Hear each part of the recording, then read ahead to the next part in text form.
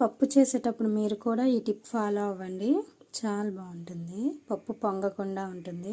First పప్పు వేసుకుని మనం ఏం చేయాలో ఆ వెజిటేబుల్స్ వేసుకొని కొంచెం పసుపు, ఇక్కడ జీలకర్ర కూడా వేయండి, టేస్ట్ బాగుంటుంది. అట్లాగే కొంచెం 1 స్పూన్ ఆయిల్ వేసారంటే పప్పు పొంగకుండా వస్తుంది. ఆయిల్ వేసి